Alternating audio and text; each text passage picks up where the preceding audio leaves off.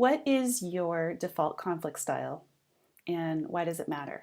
So, in conscious communication, one of the things that I think is really important is to understand what your tendency is in terms of a conflicted situation or when you have a sense that there's some tension between you and another person. How do you respond to that tension?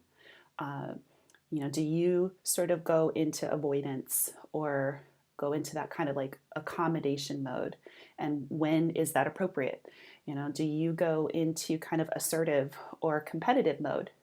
And I often will sort of, it's a bit oversimplified, but I like to talk about this in terms of, are you a doormat or are you a bulldozer? And sometimes in trainings people go like, can you be both? Well, sure. Sometimes those doormats will just be, accommodating until, until there's some kind of an explosion. That definitely can occur.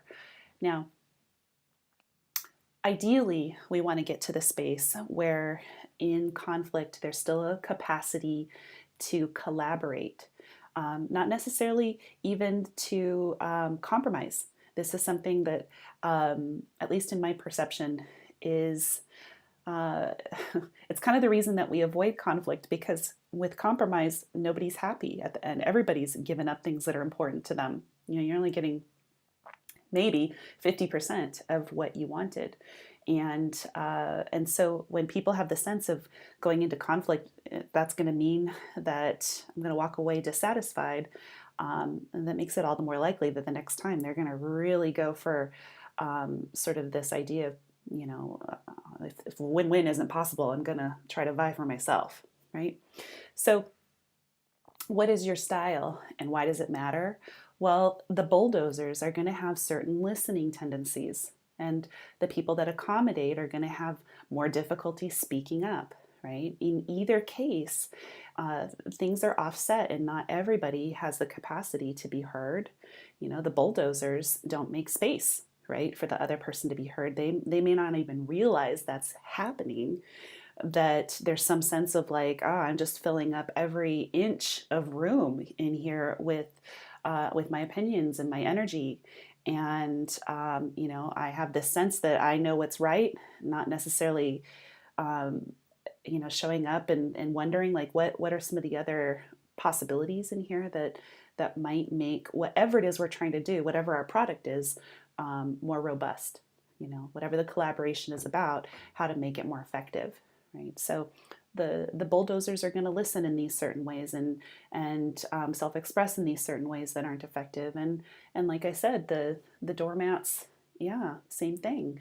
It's about like, oh, I'm going to try to make all the changes in here. I'm going to do what I can to shapeshift and bend and make this work. But in the meanwhile, resentment tends to build up, and this is the silent poison that the doormats don't realize is quite so infectious until something's just kind of done, right? So teaching teaching people how to speak up in ways that feel connecting is essential in these cases. And so, what is your conflict style? Let yourself think about, where do you go into one mode or the other at your best, under strain.